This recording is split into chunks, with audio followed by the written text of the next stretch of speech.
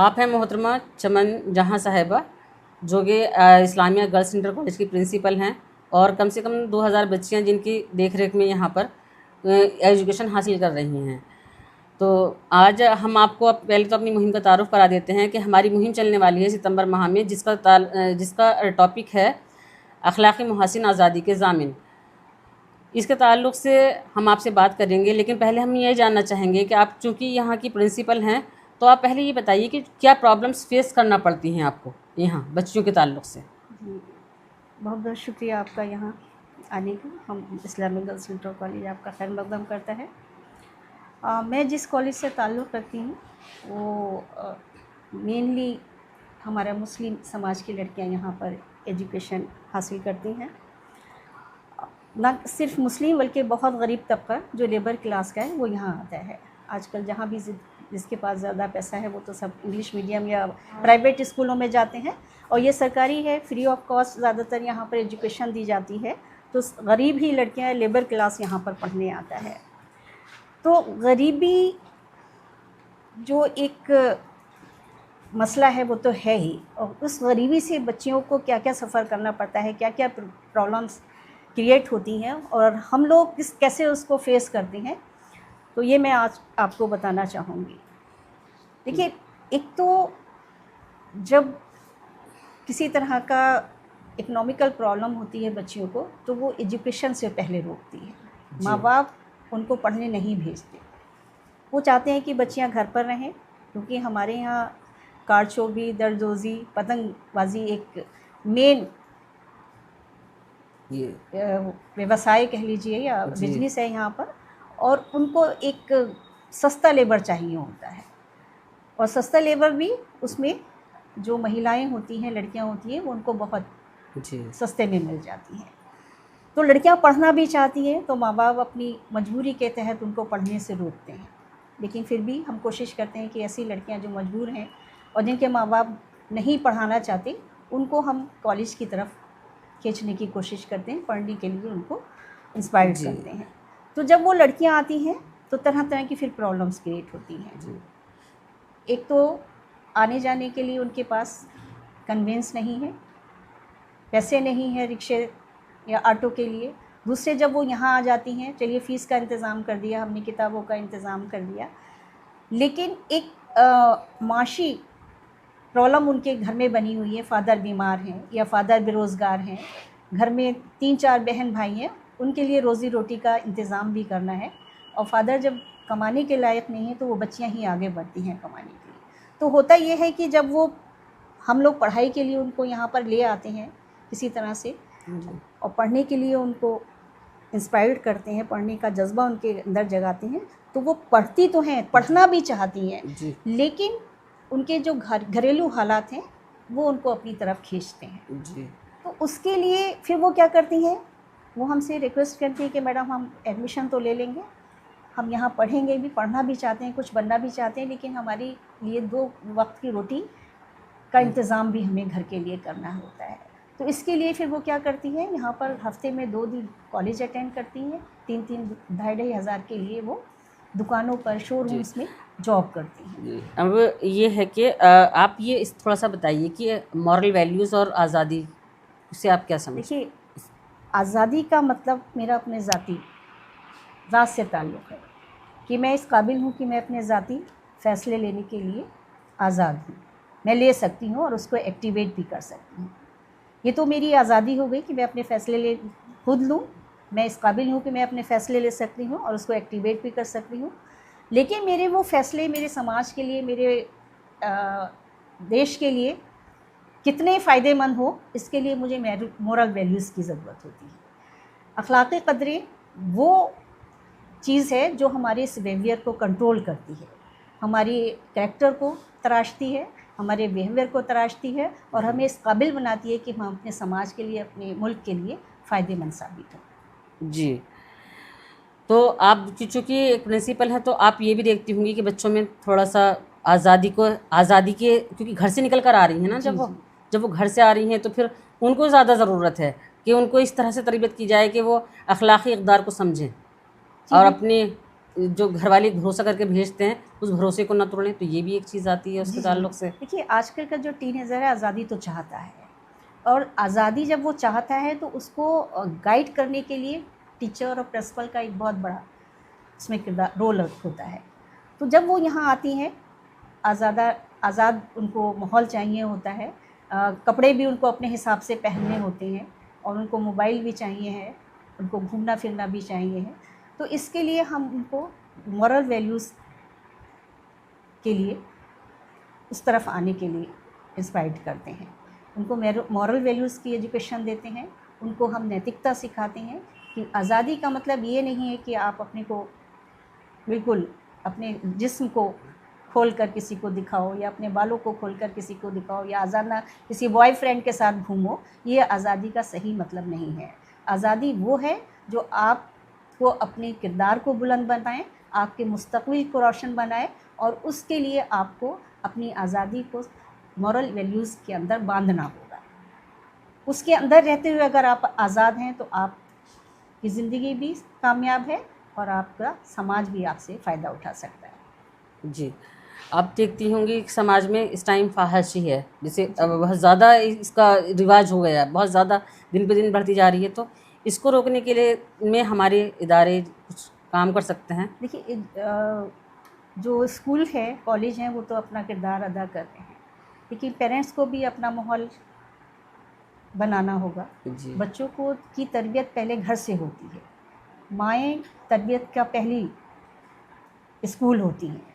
तो माएँ अगर बच्चों को बचपन से ही मॉरल वैल्यूज़ सिखाएं, क्या सही है क्या गलत है, कौन सा रास्ता तुम्हारे लिए सही है, कौन सा गलत है, तो ये घर से अगर तरबियत मिलने लगे तो फिर उसको हम कॉलेज में और फ़रोग़ दे सकते हैं। कॉलेज तो दे रहा है, लेकिन घर और सामाजिक संस्थाएं हैं, उनको भी इस तरफ आगे आना होगा। जी। एक प्रॉब्लम ये है कि हम देखते हैं कि आज के टाइम में जैसे हमारी गवर्नमेंट्स हैं, वो मुख्तलिफ़ तरह के कानून बनाती हैं। मान लीजिए जैसे उन्होंने लिव इन रिलेशनशिप को आम कर दिया। एक शादीशुदा औरत भी जो है वो अपनी मर्ज़ी से गलत, मतलब एक मर्द जो है कई औरतों से संबंध रख सकता है, इसको वैध ठहरा दिया। कोर्ट ने ऐसा कानून बना दिया। दूसरे एक कानून के होमोसेक्सुअलिटी को जो है बिल्कुल इसके लिए भी कानून बना दिया। तो ये इस तरह के जो कानून बनते हैं, ये भी कहीं ना कहीं अखलाकियात को डैमेज करते हैं। बिल्कुल, ये तो एक समाज का एक जहर है जो ये कानून समाज के लिए हमारे सरकार ने इस मुल्क में लागू किए हैं। देखिए, होमोसेक्सुअल्स में अगर आप इसको कानून बनाते हैं तो फिर तो आपका जो सामाजिक ताना बाना है बिल्कुल छिन-भिन हो जाएगा। जी, समाज रहेगा ही नहीं। इसके अलावा जो लिव इन रिलेशनशिप है, आप बिना उसके शादी के एक दूसरे के रिलेशन में रहते हो, तो फिर जो आपकी हमें से कोई भी नहीं औलादें चाहेगा होंगी, कि हाँ। उसको आप क्या नाम जी, दोगे? वो कैसी तरबियत पाएंगी? वो समाज में क्या अपना मकाम हासिल करेंगी? तो ये कानून तो बिल्कुल वाहियात है, और ये हमारे समाज के लिए एक नासूर है। जी, तो मैं पूरी तरह से इसका बिल्कुल विरोध करती हूँ। जी, बिल्कुल। तो हम देखते हैं कि ये जो मतलब अखलाक़ी इक़दार, मॉरल वैल्यूज़ जो हैं, इंडिविजुअल फ्रीडम को कहीं ना कहीं लिमिट करती हैं।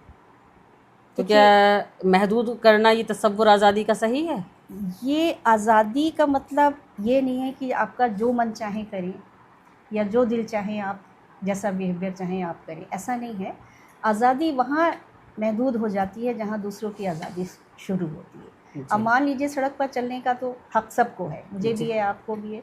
लेकिन अगर मैं ये चाहूँ कि मैं बीच सड़क पे खड़ी हो जाऊँ और अपनी छड़ी को चारों तरफ घुमाने लगूँ, तो क्या ये मेरी आज़ादी कहलाएगी? मेरी आज़ादी वहाँ ख़त्म हो जाएगी जहाँ आपकी आज़ादी शुरू होती है। तो ये सारी चीज़ें, आज़ादी को थोड़ा सा महदूद रखना होगा, और ये महदूद वही रख सकता है जिसको मॉरल वैल्यूज़ पता होंगी और जिसको मॉरल वैल्यूज़ की एजुकेशन दी जाएगी।